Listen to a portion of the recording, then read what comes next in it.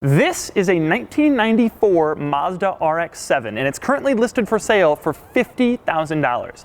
50 grand for a 94 Mazda. But then again, this car comes to me from LBI Limited, a local seller of exotic cars here in Philadelphia, and the same people who lent me the Ferrari F40 and the Lamborghini Yalpa. So you know it's not just any 94 Mazda.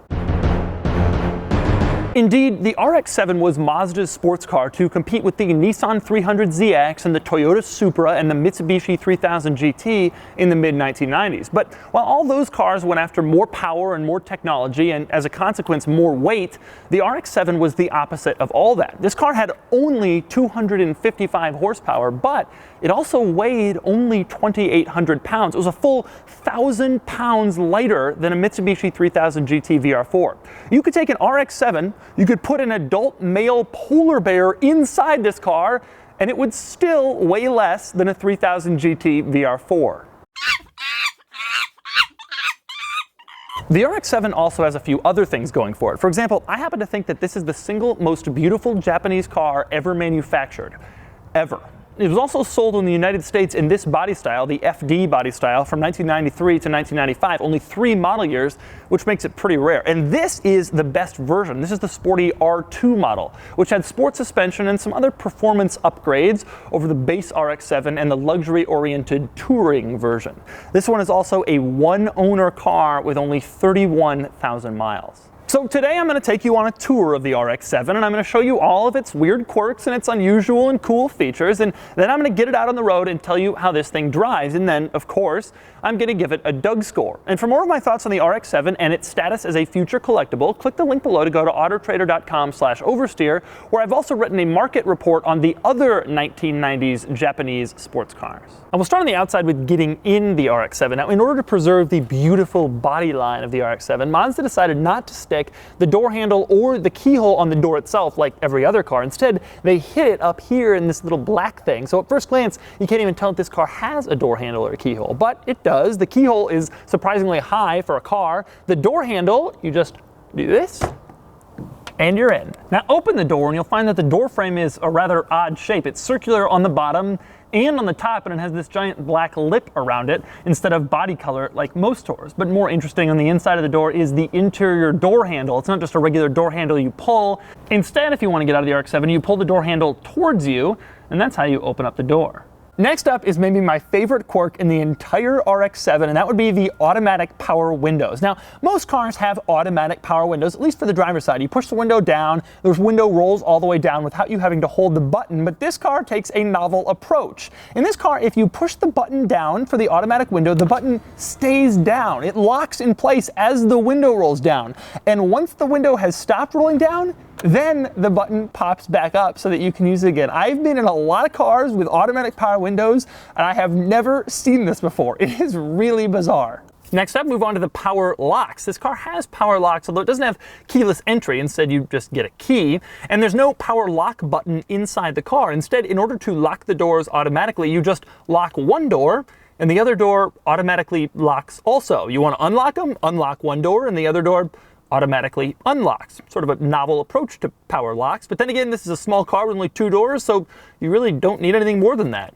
Now, speaking of locking, let's move back to the windows. One of the other interesting things about the RX-7 is the driver has the ability to lock the windows. And by windows, I mean just the passenger side. So even though this is only a 2-seat car with only 2 doors, the driver can still lock out the passenger if you're engaged in some fight, so the passenger can't roll down their window. More interesting controls. In the center console, you will find 2 buttons. One is labeled security, and the other is labeled overheat exhaust system. When you go to press them, you find out they aren't buttons at all. Instead, they look like buttons, but they're actually lights. Security comes on when the alarm is on, to let you know that the alarm is on.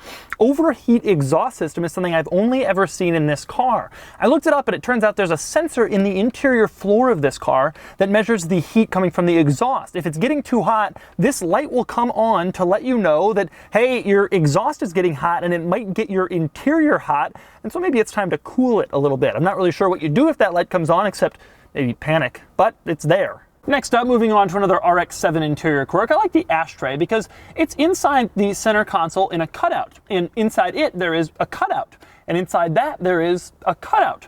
You open that cutout and you can put your ashes in it. And of course, the entire ashtray cutout can be removed from the center console when you want to dump your ashes. Also interesting inside the RX-7's interior, this is one of the first cars where the entire interior is sort of geared towards the driver. Obviously the center control stack is sort of angled towards the driver. That was pretty common at the time, but it goes well beyond that. There's one unbroken line from the driver's side door to the center console. It really makes this thing look like a cockpit, and several things aren't even available to the passenger. Take a look, for example, at the cigarette lighter. It's all the way over behind the steering wheel. It's basically only for the driver. This car is really, really driver focused. You could have a passenger in this car, of course, but the entire purpose of it was to drive. Now next up, obviously this isn't a very big car, especially when it comes to interior space. There's only 2 seats, there's not much storage, but Mazda has given you more storage than you might think. Behind both front seats, there's a little storage bin where you can stick stuff that you don't want people to see. Now interestingly, the storage bin locks, but only on the passenger side. The driver's side one doesn't lock. Don't put anything in there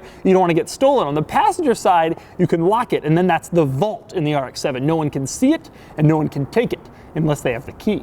And speaking of storage area in the RX-7, back here is the cargo area. This thing is ultimately a hatchback. Now, the cargo area is fairly wide and fairly long, but it isn't very deep. There's only about 6-8 inches of space here. You can't really get all that much stuff. But here's something I bet you didn't know about this car. There's a pass-through between the cargo area and the cabin for the longer items that you might need to put in this car. Now, interestingly, even if you put the pass-through down, you only get about 9 more inches of space, because then your items are going to hit the front seats. But it's there nonetheless. Other interesting things in the trunk, how about the spare tire, which is under the floor?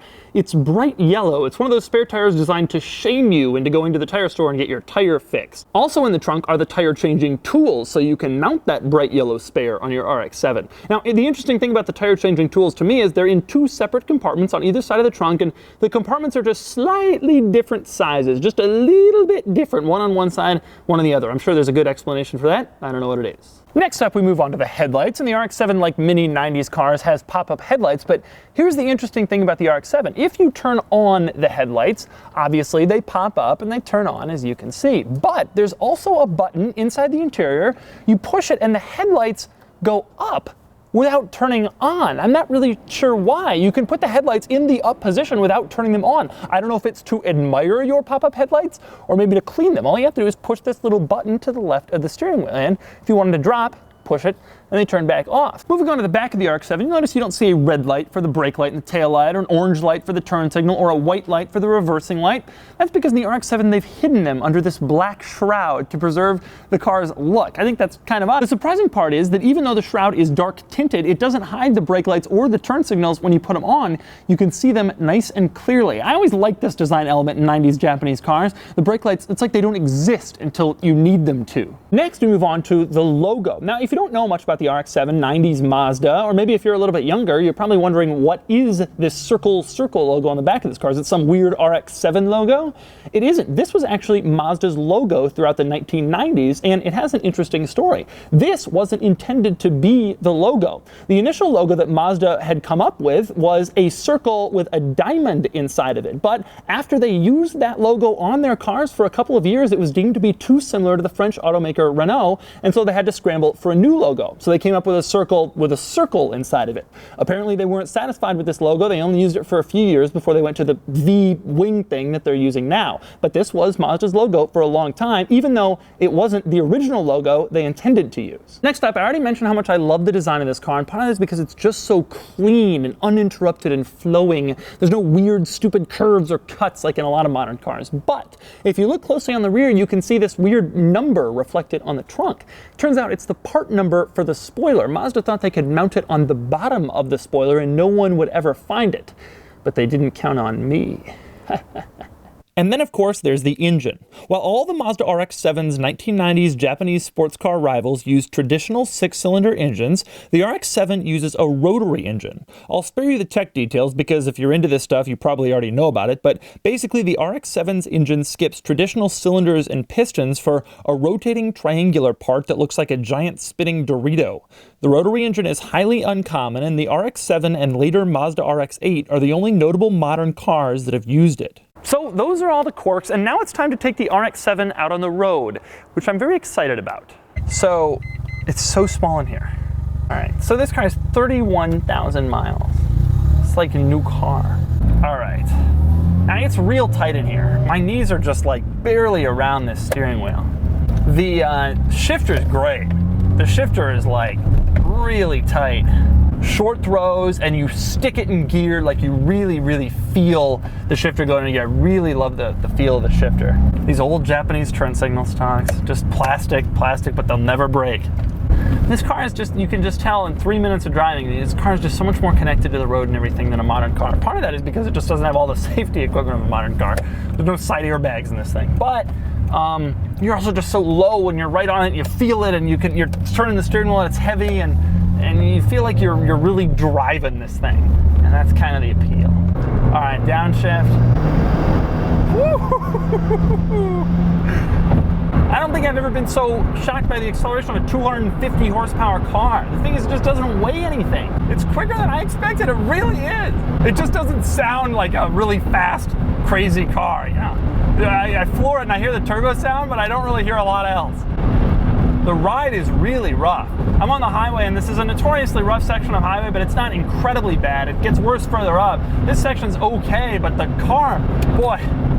This is the thing though, if you want a car where you feel super connected, and when you're feeling every little bit of the road, blah blah blah, you also have to take the bad with the good, and the bad in this case means dealing with a rough ride. At a stoplight, it's actually surprisingly refined considering how it's relatively punishing on the road.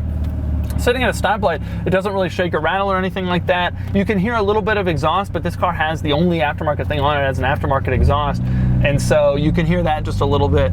The only disappointment I have driving this car is I can't look at it. I just love how this car looks so much.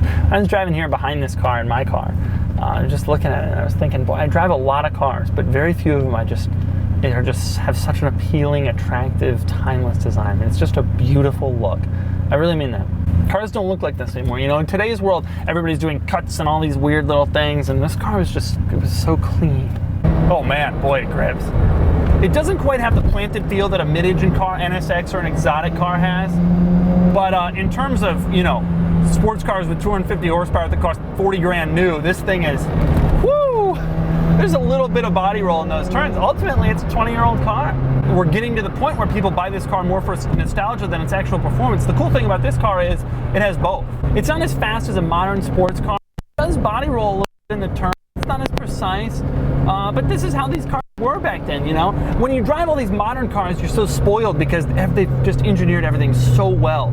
But in a car like this, a little older, it's a little squidgier, and that's just sort of the reality of these cars. It's a different type of driving experience. You get a little bit more road feel, you're closer to the ground, you feel everything, you hear everything, but it isn't as fast as a modern car, and it isn't, around corners, it isn't quite as tight. Now, obviously, there's modifications that you can do to make that happen, but driving a stock example, this is an interesting look into what, the best sports cars were like back in the 90s, and sort of how far it's come. And it's come pretty far, but this is still an enjoyable car to drive.